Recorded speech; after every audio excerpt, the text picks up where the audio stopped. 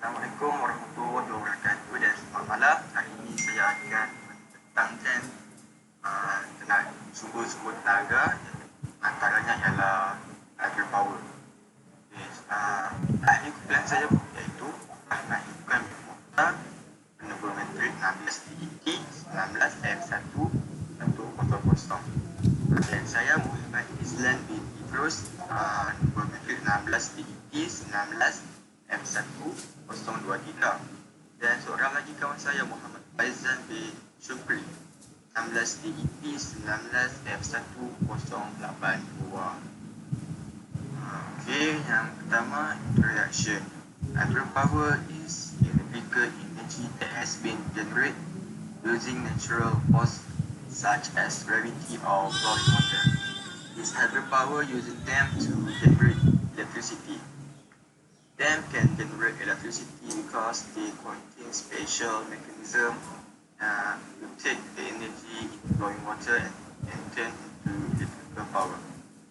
Berdasarkan introduction, dia menceritakan hydropower ni dia merupakan jenis tenaga elektrik yang dihasilkan melalui sumber tenaga semula jadi seperti graviti dan daya tekan graviti dan aliran air.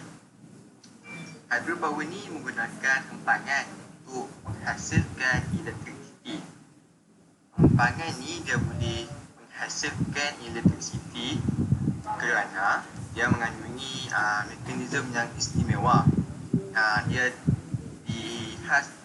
dihaskan untuk menghasilkan tenaga melalui aliran air dan bertukar pada tenaga elektrik.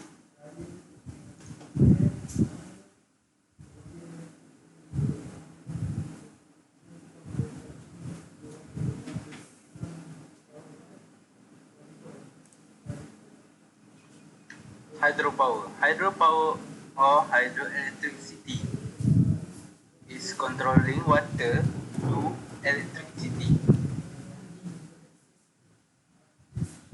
Once upon a time, this system as for plant. Today, this system hydropower as turbine and generator, and moving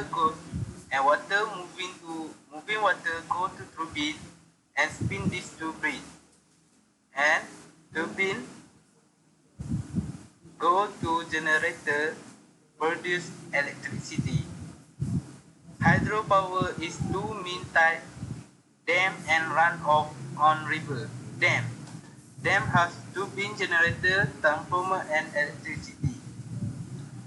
Okay, the dam system work from high water go down and spin this turbine to produce the electricity, or this water moving go up. Okay, run of river is natural event from high water dispense and cause the turbine to spin and continue to generate electricity subject to natural water variety. Okay, there are type of hydro system. Largest hydro 30 megawatt, small hydro 30 kilowatt to 30 megawatt, micro hydro 100 kilowatt.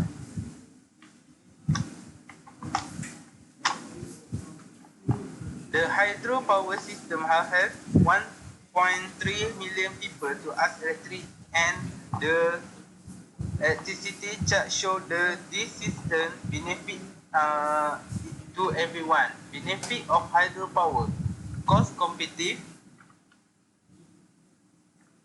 reliable, and third best load power. 4 flood control, and 5 water supply. Okay, besides that, hydropower has effect back of nature like fish, and another. Another bad thing is when water catchment break and cause disaster. In addition, building dam can produce carbon dioxide. Plant in carbon dioxide, right? And plant in the water are also affected. This is hydropower. Thank you.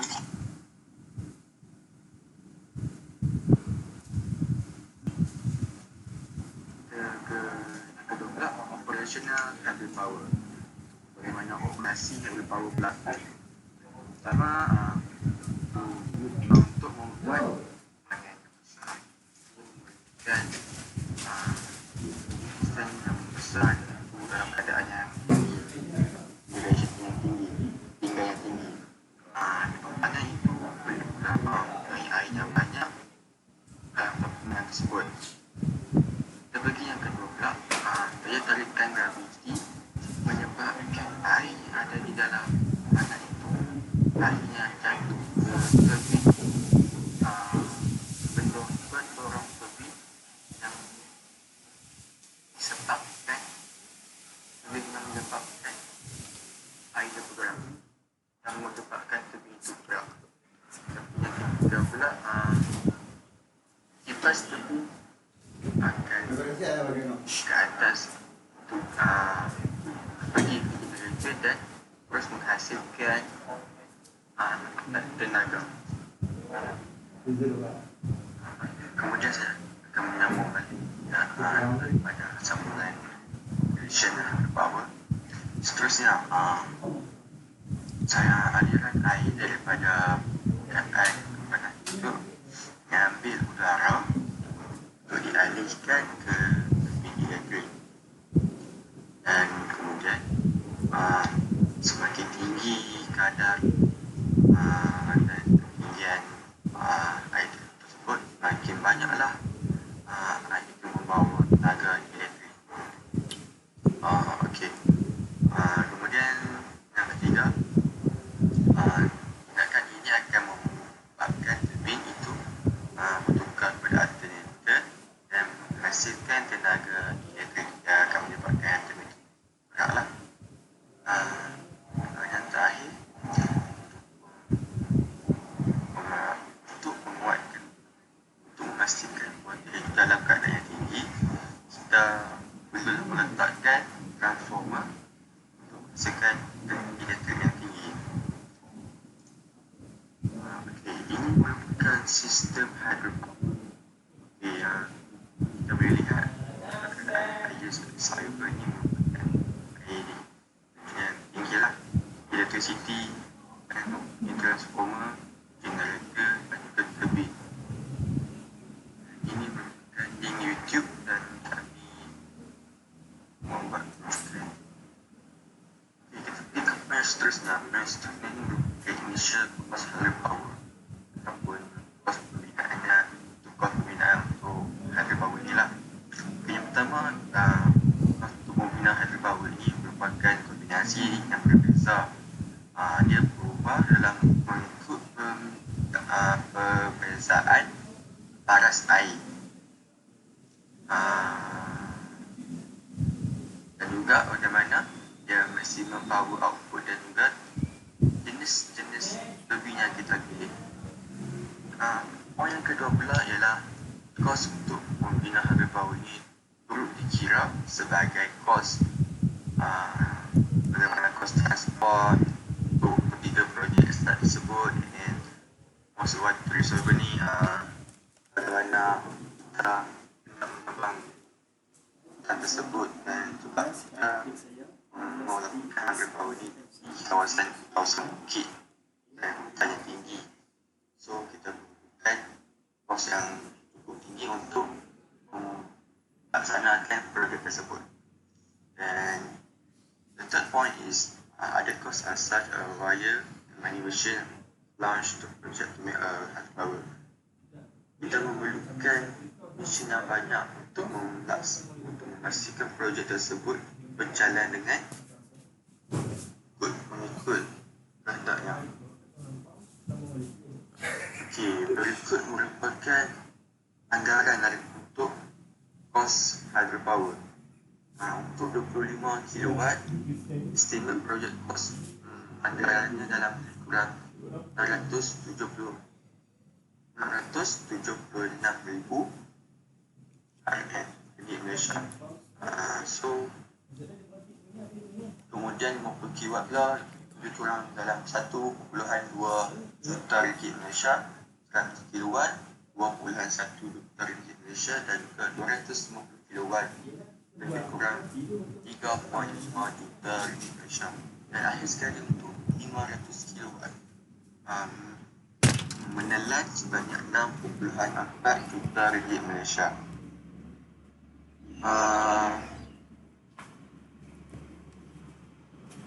Untuk kos maintenance ataupun penyelenggaraan power ni memikirkan kos tentang labor cost, chemical cost, untuk electric distribution and planning and project management fee ataupun manajemen punya pembayaran.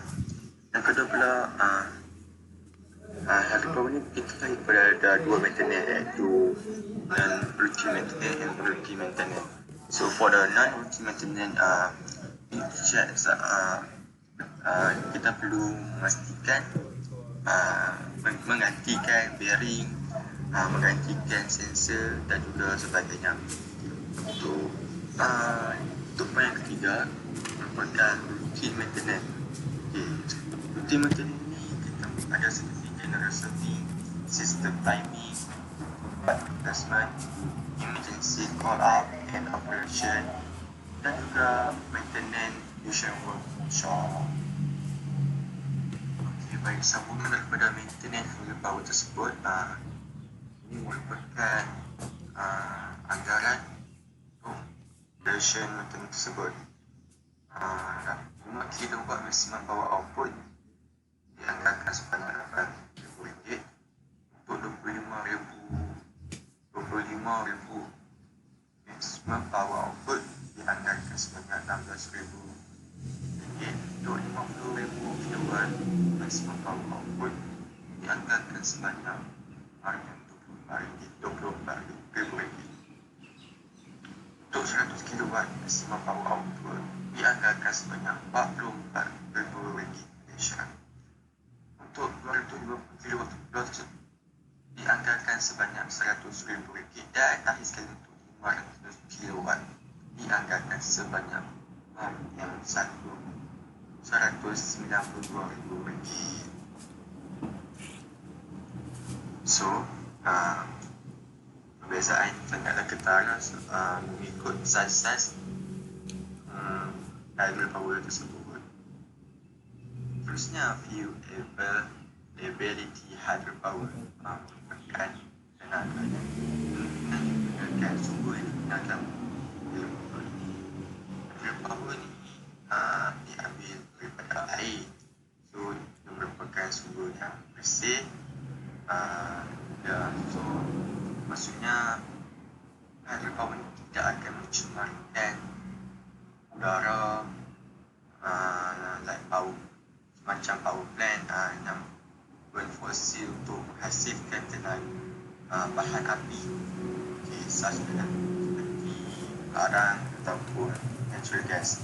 Hydropower ni macam seperti tenaga domestik. Untuk application of hydropower ni mestilah diletakkan di tempat yang mempunyai kawasan tahan air yang sangat tinggi. So sebab perlulah hujan untuk memastikan hydropower ni berjalan lancar. Kemudian kawasan tersebut mestilah dikembangkan ataupun dan di sungai yang menghasilkan tebing, menukarkan tenaga kepada tenaga elektrik. Assalamualaikum. Ya, untuk cooling system, hydropower punya sistem ini tidak mempunyai cooling system.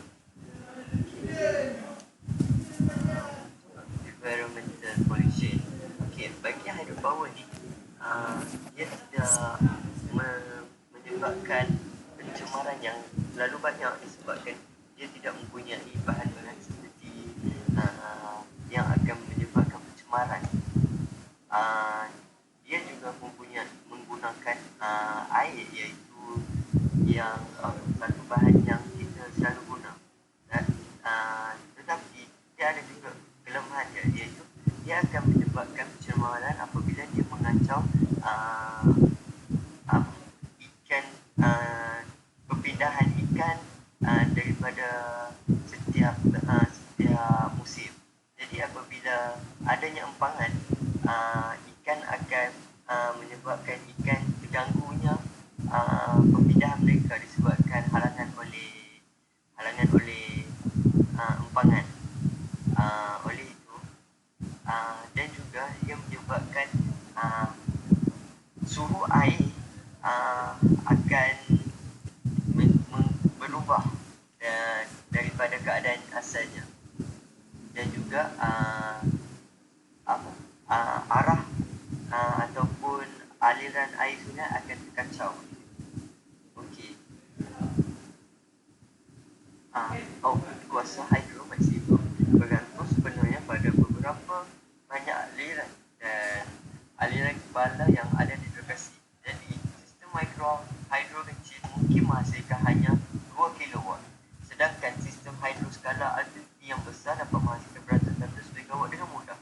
Untuk meletakkan ini dalam konteks, sistem tenaga hidro 2 kW dapat memenuhi keperluan tenaga elektrik tahunan dari dua rumah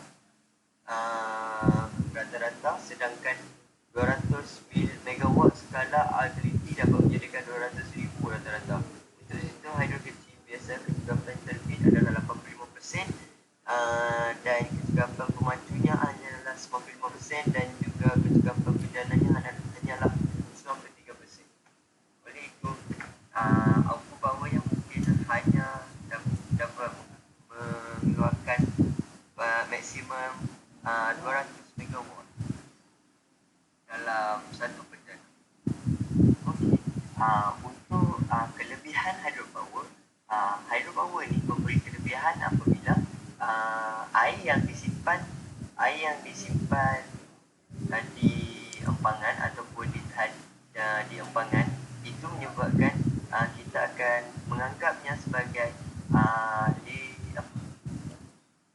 kita semula tenaga. Oleh itu dia akan menyebabkan lebih untung. Okay. Dan seterusnya, apabila adanya empangan, air di empangan, ia akan membantu para petani yang ingin menanam ataupun bercucuk tanam ataupun ingin membuat sesuatu pertanian di situ. Disebabkan air yang ada di situ, para petani dapat menyebabkan tanah yang segar di situ. Dan juga sistem empangan yang ada akan dapat mengelakkan daripada berlakunya banjir, dan juga dapat mengawal banjir dan juga macam-macam lagi. Dan seterusnya adalah dengan cara hydropower ini, dia tidak menyebabkan pencemaran, sebab dia hanya menggunakan air, iaitu air itu adalah sumber yang bersih. Dan juga untuk melakukan hydropower ni, empangan ni sangat menggunakan kos yang rendah. Oleh itu tidak menggunakan kos yang tinggi yang akan menyebabkan kerugian kepada negara. Okey. Tenaga air ini adalah sumber alternatif yang di mana dia bersih dan hijau untuk bahan bakar fosil, kerana teknologi hidro tidak mengeluarkan sebarang gas rumah hijau dan bahan-bahan pencemaran lain. Lebih-lebih lagi, bencana elektrik dari air lebih murah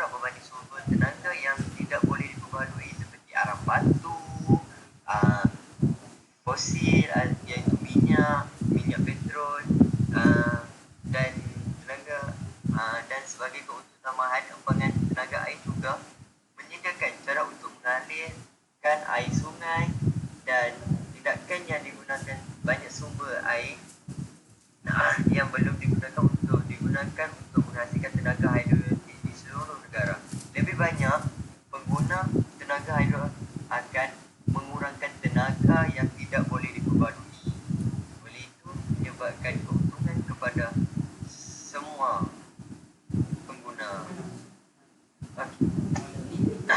Dengan ini adalah kurangan hydropower.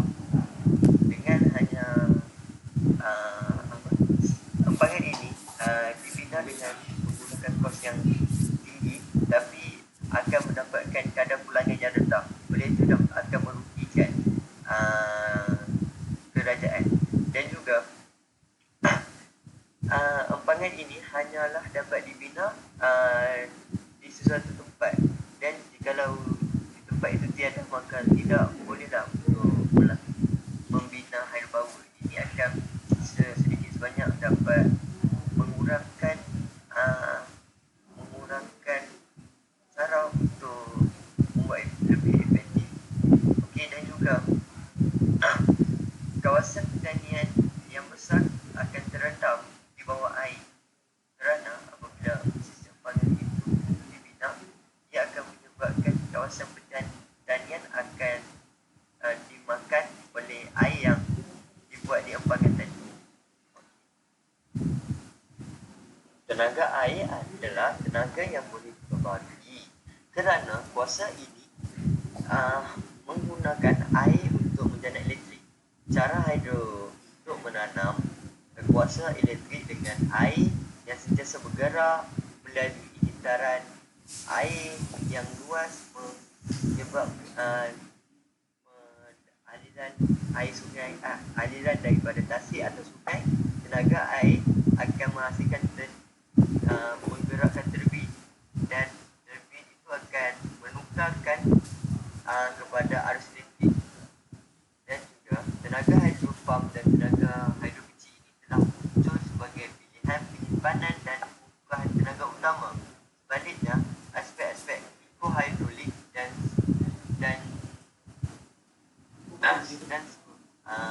sebaliknya dipertimbangkan, terutamanya berkaitan dengan migrasi ikan, perubahan habitat ikan. Oleh itu, kuasa itu tidak menjadikan pencemaran begitu banyak, tapi mungkin hanya sedikit, tetapi masih sesuai untuk rancangan masa harapan, kerana di masa harapan memerlukan untuk tidak menyebabkan pencemaran udara yang baik.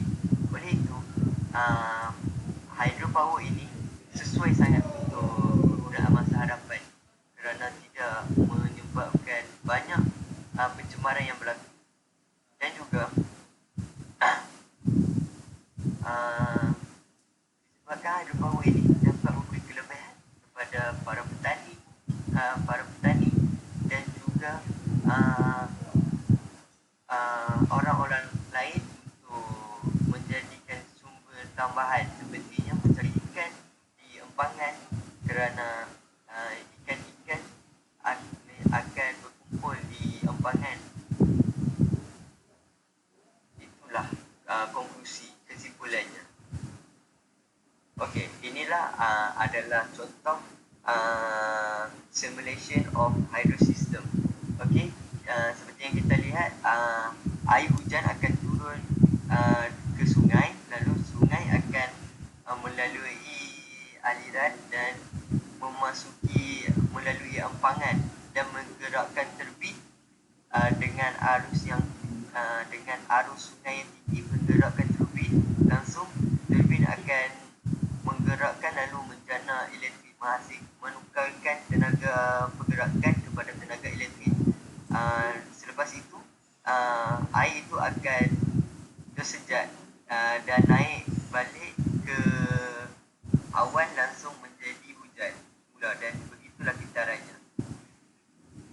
Okey, kesan terhadap tanaman apabila pembinaan empangan berlaku, ia akan menyebabkan apabila hakisan tanah berlaku dengan cepat dan menghilangkan tanah atas, ia boleh memberi kesan yang buruk pada tanaman. Menurut Iowa sistem